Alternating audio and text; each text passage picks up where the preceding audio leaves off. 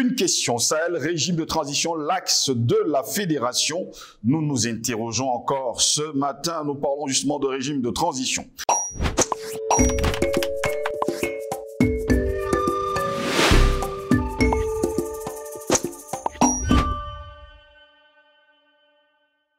C'est toujours un réel plaisir de vous retrouver sur Panafricaniste TV. Mesdames, Messieurs, bienvenue à toutes et à tous à cette édition de Parole panafricaniste. Bonjour. Depuis l'évocation de ce projet par le Premier ministre burkinabé à Bamako le 2 février dernier, aucune autorité du Mali et du Burkina Faso n'a voulu s'étendre sur le sujet. Nous ne sommes pas sûrs de réussir, mais nous envisageons une fédération entre nos deux pays, s'exprimait ainsi le Premier ministre burkinabé Apollinaire Joachim Kielem de Tambela aux côtés de son homologue malien Choguel Kokaya Maïga à Bamako lors d'une visite officielle. À Bamako, justement, c'était le 2 février dernier. Sollicité, les autorités des deux pays n'ont pas voulu revenir sur ce sujet. Plusieurs experts ne semblent pas accorder du crédit à cette déclaration du chef de gouvernement de la transition burkinabé, Paul Oumarou Koualaga, le directeur exécutif de l'Institut de stratégie de relations internationales, met cette déclaration dans le cadre d'une communication politique visant à mettre la pression sur la CEDEAO afin de la contraindre de lever les sanctions qui pèsent sur ces pays. Le Mali, le Burkina Faso, la Guinée-Conakry et maintenant le Niger pourraient justement devenir une fédération. Voilà pourquoi nous nous interrogeons encore ce matin, Sahel, régime de transition, l'axe de la fédération. Telle est notre grande interrogation. Pour répondre à nos questions, nous sommes avec Patient Parfendôme, homme politique. Il est notre invité cet après-midi. Patient Parfendôme, bonjour, bienvenue à vous. Bonjour Sylve Josselingos, bonjour à nos millions d'internautes. Bonjour à nos valeureux techniciens, tout le plaisir le mien, de nouveau de répondre présent à ce somptueux et prestigieux plateau de Panafricanist TV. L'Afrique est debout, l'Afrique est en marche, et rien ne pourra arrêter l'Afrique dans cette volonté qui est la sienne aujourd'hui de réécrire l'histoire glorieuse de ce continent, de ce peuple, mais de l'humanité tout court. Merci pour cette invitation. Très heureux de vous avoir, Patient Parfendôme. Nous parlons justement de cet axe de la fédération, Guinée-Conakry, Mali, Burkina Faso, et cette fois-ci encore le Niger. Un rêve, ou finalement un rêve qui pourrait devenir une réalité. Bon, je pense que quand on analyse historiquement les liens ancestraux entre les peuples de cette région-là, oui, on se rend compte que quand on parle des empires de Mali, du Ghana, l'empire Songhai, tous les empires qui ont à un moment donné ou bien à un autre existé dans cet espace, on se rend compte qu'en réalité, sur le plan de la culture, sur le plan des us, des coutumes, la manière souvent de manger, le plan culinaire, la gastronomie, même sur le plan culturel, comment on se marie, comment c'est le même socle culturel. Oui. Donc il y a une unicité culturelle qui n'a pas besoin de beaucoup d'attelage nouveau pour donner corps, n'est-ce pas, à cette nation qui continue à barboter dans la survivance des apports néocoloniaux. C'est par exemple nos frontières, les noms de nos fameux États, les armoiries de nos fameux États, l'intrusion du français comme langue officielle, souvent langue de partage dans ces espaces, dans nos espaces, et l'organisation sociale, que ce soit sur le plan du droit, sur le plan de l'économie, sur le plan des formes d'échange, des formes de construction de ce que nous avons besoin comme j'allais dire, lieu, n'est-ce pas, espaces de déplacement, de logement, et c'est ce qu'on appelle vulgairement les infrastructures. Et ce n'est pas parce qu'on nous a copié ailleurs que nous n'avons pas cette unicité dans ce cadre-là. Donc, quelle est politique qu'on peine aujourd'hui, c'est que nous disons très longtemps, surtout nous, à l'Union de population de Cameroun, UPC, une réalité après avoir fait l'analyse de tout cela, que aucun de nos États ne pourra s'en sortir seul. Je répète, aucun de nos États ne pourra s'en sortir seul.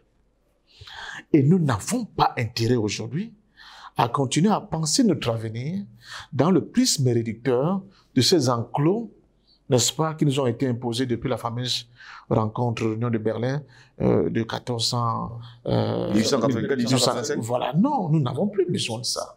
Il faut qu'on dépasse, n'est-ce pas, qu'on fasse un dépassement historique et dialectique de ces réalités-là pour nous permettre enfin d'être dans ce qu'on appelle la construction de puissance. Aucun de nos États ne pourra s'affranchir et affronter justement le socle néocolonial et impérialiste qui nous a été imposé. Il faut qu'on soit plus nombreux, qu'on soit plus forts, qu'on sache se donner la main, créer des passerelles, créer des formes de solidarité, de fraternité, qui soient de véritables boucliers qui vont empêcher à ces hyènes tapis, n'est-ce pas, à nos frontières, de venir encore essayer de nous ramener au niveau des esclaves.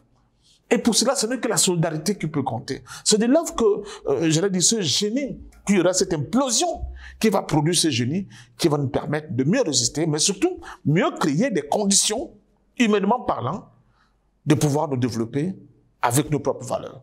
Il n'y a que dans l'unité que cela est possible. Et aujourd'hui, quand on parle de l'unité de notre continent, pour revenir à ces batailles qui nous ont conduits dans l'impasse que nous connaissons aujourd'hui, avec la victoire du camp de Monrovia.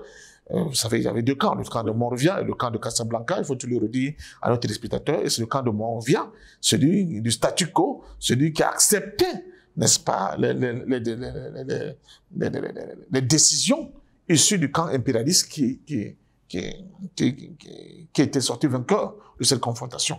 Celui de Casablanca avec le Nkrumah et d'autres élites africaines qui voyaient plus loin que le bout de leur nez, comme ce fut le cas des gars qui sont retrouvés à Monrovia, a été vaincu. Et c'est ça qui a donné corps à l'OUA, à l'Organisation de l'Unité africaine. J'aime souvent l'expliquer.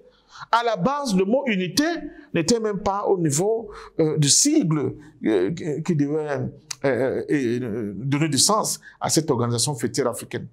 Le nom qui avait été choisi à la base pour montrer la réticence de ceux qui étaient à Monrovia, de ne pas accepter qu'on aille vers l'unité, c'était OAS, Organization of African States. Sauf que ce vocable-là, OAS, renvoyait pour les Algériens un véritable cauchemar. Parce que l'OAS, en Algérie, c'était une organisation terroriste qui a tué des milliers d'Algériens. Alors l'Algérie met son veto et dit non, je ne peux pas accepter que ce soit ceci que nous retenions comme sigle de notre organisation, alors que c'est le même sigle qui était constitué de mercenaires, de barbous français qui ont tué les Algériens pendant la guerre d'Algérie. Ça se manque par pis-aller, on a ajouté le U, ça donnait OUA. Donc le nom, la lettre qui représentait l'unité est arrivée là par hasard. Ce n'est pas parce que c'était un construit, ce n'est pas parce que ce fut une volonté.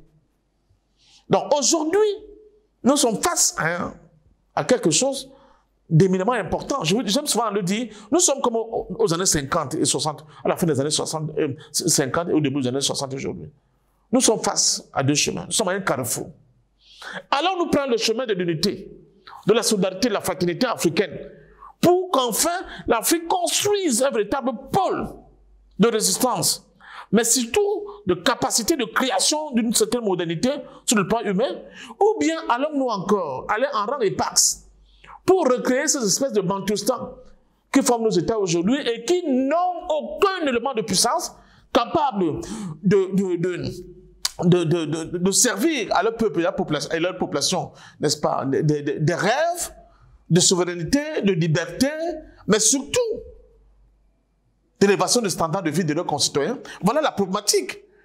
Face aux enjeux, face aux menaces qui sont à nos frontières, je crois que c'est en se donnant la main, c'est en étant unis, qu'on pourra faire quelque chose de valable. Et on le voit. Quand les États du Mali, du Burkina, et même de la Guinée-Conakry disent, et même l'Algérie qui a refusé, ils vous disent ouvertement qu'en nous attaquant au Niger, c'est une guerre que vous aurez déclarée contre nous. Parce qu'ils comprennent que leurs destins sont liés. Notre avenir est lié sur notre continent. Ce sont nos dirigeants du moment, j'insiste, les dirigeants du moment, issus de la culture néocoloniale, qui ne comprennent pas encore ces espèces dans deux colonnes. Mais le peuple lui l'a compris. Quand vous voyager à travers notre continent, il y a quelque chose pour quelqu'un qui n'est pas encore sorti de notre petite cuisine qui le frappe d'emblée. Ce fut mon choc quand je suis arrivé, par exemple, à Angola pour la première fois. Mais vous revoyez les mêmes têtes, Steve Jocelyn-Ngoz. Vous regardez les faciès, ce sont les mêmes individus. Tu te poses la question, quand vous êtes par exemple à Luanda, que quelle est la différence sur le plan de ce que je vois en termes de morphologie humaine, de traits entre ces Angolais et les gens qu'on voit dans les rues de Douala. Ce sont les mêmes individus. Quand vous piquez plus loin, vous allez dans leur langue. Vous allez être étonné de comprendre que, mais il y a des mots qui se disent pratiquement de la même manière dans nos langues. J'étais en Centrafrique dernièrement. Il y a des mots en sango qui disent la même chose qu'en Bassa, dans ma langue Bassa, la même chose, pour le même objet. Donc, vous comprenez que, comme disent les Ivoiriens, on nous a vraiment blagué. Il faut donc, face à la contradiction, face à la contrition, face à la contrainte, face à l'agression, la seule solution, c'est l'unité. C'est l'unité. Nous avons les terres arabes les plus riches au monde. Nous continuons à nous nourrir du blé ukrainien. Parce que nous n'avons pas mutualisé nos intelligences, nous n'avons pas compris que nous étions les filles et les fils d'une seule même mère, et que soit nous allons gagner ensemble, soit on va continuer à mourir comme des idiots. Les autres ont fait comment? Quand vous parlez de la grande Russie, les gens pensent que c'est quoi? Mais c'est plusieurs États fédérés qui se sont mis ensemble. C'est la Russie. On l'appelle d'ailleurs la Fédération de Russie. Quand vous prenez la Chine, mais c'est plusieurs nationalités qui se sont mis ensemble. Si la langue qui a été choisie, le mandarin, était celle d'une nationalité, je ne sais pas les Han ou bien quoi, bien les Ming, le mot m'échappe, mais c'est à la base plusieurs nationalités. Avec des exceptions culturelles propres à eux. Ou bien à elles. C'est ça la vérité. Et pire encore, ce n'est pas parce que dans ces espaces, on a gommé la peau noire. Il y a des espaces, d'abord, il y avait l'homme noir. Exact. Mais pour des questions de racisme, depuis les Occidentaux, on a tout piétiné.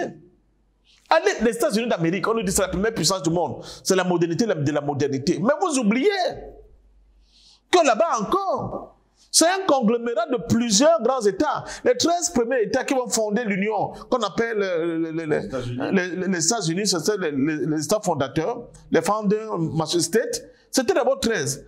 Et sur la base d'un processus d'agglomération successif, ils ont commencé à prendre à s'étendre. George Washington, c'était un putiste. George Washington était un putiste. Maintenant, ça veut que quand tu es putiste, c'est le mal absolu. George Washington, c'était un putiste. Il a fait le putsch contre le pouvoir anglais. Et progressivement, il s'est imposé. Donc, il faut que nos frères le comprennent. Il n'y a pas d'avenir pour les Africains sans union. C'est pas possible. C'est pas possible. Et cette union-là peut commencer par des régions, des dynamiques sous-régionales.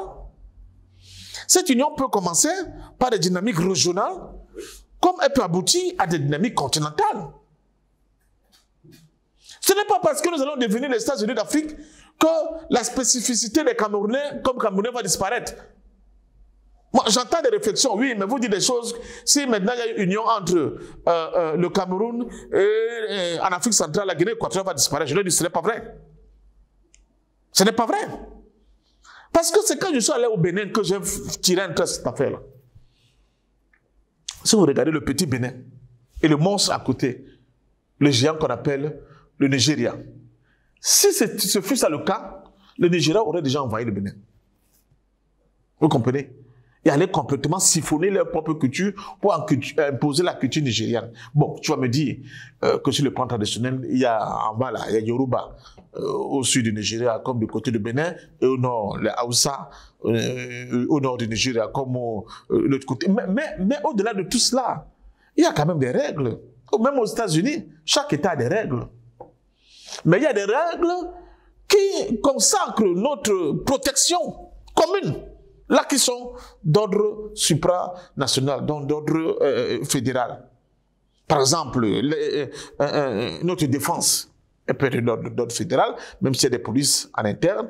Mais notre diplomatie un peu d'aide de l'ordre fédéral. Nos finances, c'est-à-dire que la politique et la philosophie de notre économie peut être pensée par une structure fêtière qui englobe tout cela. Mais il y a des dimensions purement locales qui peuvent être laissées, n'est-ce pas, à l'appréciation des gouvernements locaux. Où est le problème? Mais l'homme africain doit voyager partout. Il doit pouvoir commercer dans toute l'Afrique. Il doit se retrouver partout. Et pour cela, il doit avoir une monnaie qui protège son effort. Il doit avoir des banques authentiquement africaines qui ne dépendent pas autant pour moi des désirateurs du dollar ou bien de la finance internationale chapeautée par la Banque mondiale, le Fonds monétaire international, les banques de Paris, le Club de Paris, de Rome, etc., etc. Il faut mettre fin à cette affaire-là que nous cultivons le cacao de manière majoritaire. Mais ce sont les bourses de Londres qui en fixent le prix. Non. Mais vous ne pouvez pas le faire si vous êtes la Côte d'Ivoire dans l'état actuel. Vous ne pouvez pas le faire si vous êtes dans le Ghana, que vous êtes le Ghana dans l'état actuel, ni le Cameroun dans l'état actuel. Mais vous serez capable de le faire si vous montez une unité politique continentale. Personne ne pourra dire le contraire. Vous allez dire, à partir d'aujourd'hui, notre cacao, on le vend comme ça. C'est à prendre ou à laisser. Donc, ce que nous voyons là au niveau du Sahel nous donne une idée, en termes peut-être de laboratoire dans une éprouvette, de ce dont sera capable de faire l'Afrique demain. C'est un début. Mais ce n'est qu'un début. Et chaque chose doit avoir un début. Même le Big Bang, il y a eu un début à Big Bang, pour ceux qui sont partisans de cette théorie. Donc, ce début-là, on doit non seulement le regarder avec beaucoup d'attention, mais surtout l'encourager. Et il faut encourager ces idées d'union qui émergent de ci et là.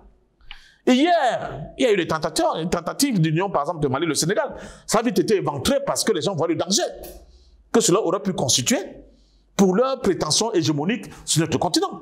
Parce que quand les gens commencent à s'agréger, quand ils commencent à se mettre ensemble, ils créent une nouvelle réalité politique, économique et géopolitique qui est complètement en contradiction avec la réalité actuelle qui nous domine. C'est ça le fond de jeu. Et c'est ce que les autres refusent.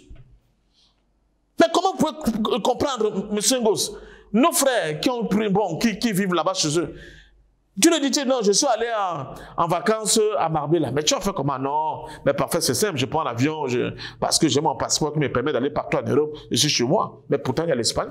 Et puis s'il vit en France ou bien en Belgique, il y a la France et la Belgique. Oui. Mais chez nous, allez tenter sûrement d'aller au Gabon. Les tracasseries seulement pour avoir des papiers, le fameux visa, ça vous décourage. Pire, quand vous arrivez là-bas, comme les gens sont dans les constructions sécuritaires, parce que chacun défend son petit... oui, les dispositions sécuritaires sont telles que tu vois rapidement que tu es étranger à cet espace.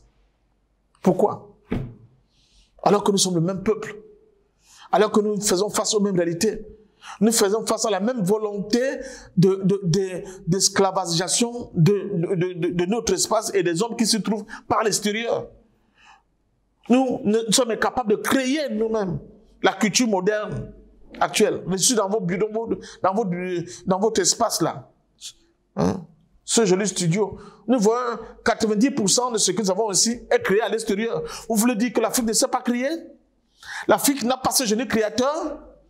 Nous voulons démentir ce que nous voyons comme pyramides en Égypte, au Soudan et même au sud du Nigeria. Mais c'est parce qu'on a bridé toute capacité d'inventivité, de génie technologique qui existe en nous. Il faut recréer ces conditions pour que quand nos fils et nos filles créent ce génie, qu'il y ait des infrastructures qui soient capables de dupliquer. C'est ça qu'on appelle la création. C'est ça qu'on appelle le commerce, c'est ça qu'on appelle l'économie tout court. La déclaration a été faite d'ailleurs par les deux premiers ministres maliens et sans oublier burkinabé. C'était en février dernier. Jusque-là, on n'entend plus parler justement de ce projet. Va-t-on dire qu'on va le mettre finalement dans une valise et laisser faire?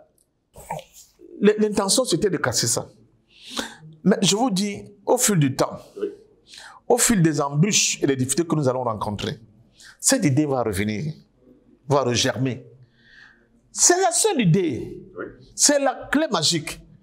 Nous ne pourrons pas faire autrement que de nous mettre ensemble si on veut se sortir de ces chaînes, de cette cage de fer. Il n'y a pas 1 milliard de solutions. C'est la seule solution qui vaille. Quand vous avez un pays comme la République centrafricaine, où les officiels vous disent ouvertement que nous sommes pour une bouffée d'air en termes de jeunes Africains qui vont venir transformer notre espace vital de l'ordre de 35 millions de personnes. Ça veut dire quoi? Ça veut dire qu'ils en ont compris la nécessité. On ne peut pas avoir un pays aussi grand, presque 700 millions de kilomètres carrés, 700 000 kilomètres carrés autant pour moi, mais qui n'a que 5 millions d'habitants. Donc les besoins en termes de force vive pour transformer cet espace, c'est quoi? Ça va être des êtres humains. Ça ne va pas être les gens qui disent qu'un homme doit épouser un homme et une femme. Non, ça va être des êtres humains. C'est pour ça que dans la constitution, de la nouvelle constitution de la République centrafricaine, c'est bien stipulé noir sur blanc. Le mariage, c'est entre les hommes entre les êtres humains de sexe différents, un homme et une femme. C'est ça le mariage. Si ce n'est pas un homme et une femme, si ce n'est pas les gens de choses différentes, il n'y a pas de mariage. Pour complètement couper sur le pied cette propagande LGBTQ et tout ce que vous voulez, qui tend à dire maintenant qu'un homme peut épouser un chien, c'est un mariage légal. Donc voilà. Donc je crois que l'Afrique doit comprendre cette exigence. Cette exigence, elle est importante. Même le Nigeria qui est à côté de nous, c'est un État fédéral, non? Oui. N'est-ce pas? 30 États. Voilà. Donc, il faut dupliquer cette idée et cette réalité à l'échelle continentale. Moi, j'avais plusieurs propositions. Je disais dans un premier temps, commençons même par des regroupements sous-régionaux. C'est-à-dire l'Afrique centrale peut, par le biais d'un certain nombre d'accords, de trucs, décider de devenir un État. Un État. Et que les partis politiques en Afrique dite centrale se forment sur la base, n'est-ce pas, des idées qui sont contenues dans les projets de ces partis. Et puis, pourquoi pas avoir un président de l'Afrique centrale qui est originaire de sud du Tchad? À partir du moment où il représente mieux les idées et les idéaux et les aspirations, n'est-ce pas, de la frange des populations de l'Afrique centrale qui seront en accord avec ce programme, pourquoi pas? L'essentiel, c'est qu'on avance. Quand vous regardez les cartes entre 1901, en Afrique centrale seulement, et 1905, mais vous allez beaucoup rigoler. Regardez la cartologie et la cartographie, autant pour moi, de cet espace. Le Cameroun de 1901 à 1905 n'a rien à voir avec le Cameroun d'aujourd'hui. Or, il y a des gens qui sont nés dans cette réalité institutionnelle. Je vous rappelle que Sani Abacha, président du Nigeria, sur son acte de naissance, c'était écrit camerounais. Sani Abacha. C'est parce qu'aujourd'hui, il parle anglais et il est je ne sais pas quoi, qu'on va dire que non, c'est un Nigérian. Ça veut dire quoi, être un Nigérian? L'Afrique doit s'attaquer à cette absurdité qui continue de nous diviser sur la base des décisions qui ont été prises par nos oppresseurs. C'est ça la conférence de Berlin. Comment on peut continuer de rester bloqué par rapport à cette réalité-là? Je vous dis que quand vous allez, par exemple, en République centrafricaine, il y a des territoires centrafricains qui appartenaient au Cameroun. Des territoires congolais qui appartenaient au Cameroun. Des territoires tchadiens qui appartenaient au Cameroun. Des territoires du Gabon et même la Guinée équatoriale qui appartenaient au Cameroun. Quand je vois les gens se battre maintenant, on a trouvé notre pétrole, c'est votre pétrole. C'est le pétrole de l'Afrique. On a notre diamant, c'est votre diamant. C'est le diamant de l'Afrique. Ce diamant, ce pétrole est fait pour développer le peuple africain, pour développer les populations africaines et notre environnement. Et de faire de cet espace, l'espace africain, l'espace majeur qui va compter sur le plan mondial. Donc, j'estime que cette idée de ces deux premiers ministres à l'époque a peut-être été légèrement ralentie, mais l'idée a été lancée. Et l'idée, ce n'est pas une construction nouvelle, ils n'ont pas découvert le fil à couper le beurre. Ils ne se sont qu'arrimés à une idée qui a existé avant et que Kwame Nkrumah a été l'un de ceux qui ont le mieux développé, sans oublier Félix Houphouët-Boigny. J'ai en parlé parce que je connais ses études de ce qu'il a fait, surtout son action au quotidien. Pour faire de l'Afrique un continent uni, il faut aller à Accra pour voir ce qui s'est... Pardon, je veux à Accra, pas seulement à Accra, même au Caire, pour voir son action, son activité.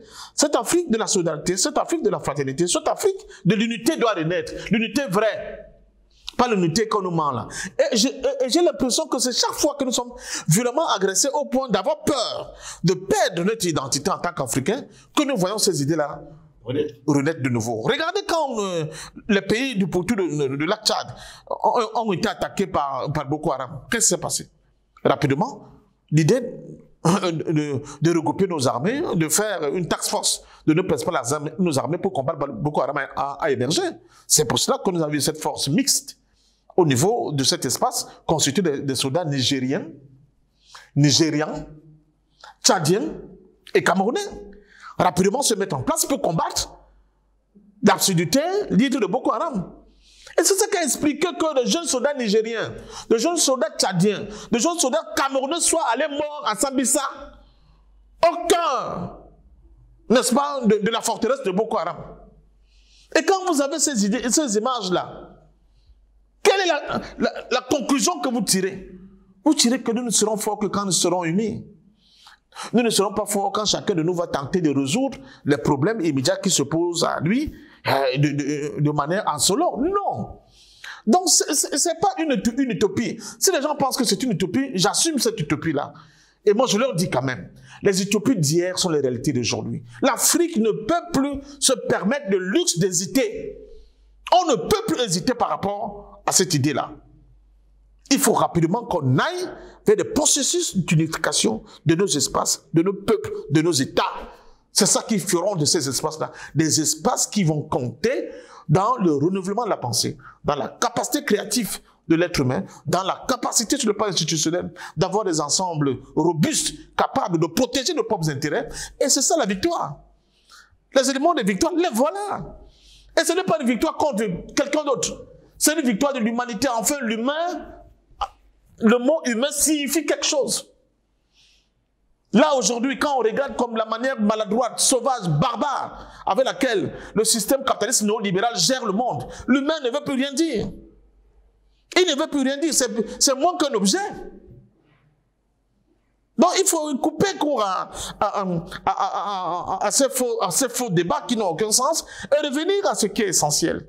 L'être humain, le mettre au centre de nos préoccupations, le protéger, lui donner le meilleur pour qu'il puisse bien s'épanouir et éclore. Et lui donner la capacité de faire éclore son génie. La meilleure chose que Dieu nous a donnée, c'est ça. Et Dieu se sait que nous n'utilisons même pas souvent 5% de nos capacités cognitives pour créer le bonheur. On n'en est pas capable. Parce que nous sommes bridés dans un système qui étouffe, qui fait des êtres humains des esclaves.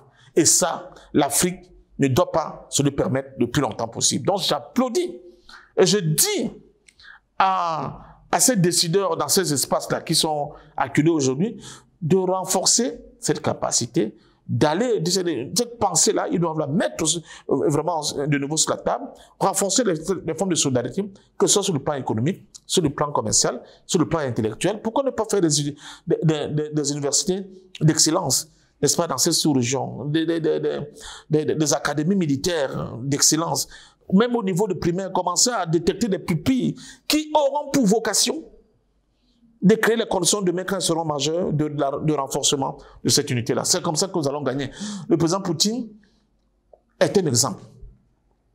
C'est un cas d'école. Il faut bien étudier ce qui s'est passé en Russie avec la nouvelle démarche du président Poutine. Et quand vous étudiez bien ce qui s'est passé en Russie sur le leadership du président Poutine, vous comprenez 1 milliard de fois pourquoi la nécessité d'union et d'un leadership conséquent est extrêmement important pour notre continent aujourd'hui. Et c'est pour ça que, excusez-moi, M. Ngoz, j'ai l'impression que même dans des espaces où nous étions un peu à la peine, nous commençons à reprendre confiance. Regardez l'attitude du Cameroun. Regardez l'attitude du président Biya. Regardez l'attitude du président Biya vis-à-vis de son jeune frère, le président Fossage Touadéra, qui est aujourd'hui celui qui porte le flambeau de la résistance d'une Afrique nouvelle au niveau de l'Afrique centrale. Vous voyez très bien que le président Biya comprend qu'il faut aller vers ce chemin-là. Seulement, cette volonté nous oblige à lui pardonner beaucoup de choses. Parce que ce qui est important pour l'homme, c'est le futur. Ce n'est ni hier nous éclaire pour que jeudi soit meilleur, mais aujourd'hui nous donne encore beaucoup plus de force pour que demain soit davantage meilleur. Merci à vous, patient parfait d'homme. Merci à vous également, mesdames, messieurs, de nous avoir suivis. Au plaisir de vous retrouver très prochainement. Restez sur Panafricanisme TV. L'information est en continu sur notre...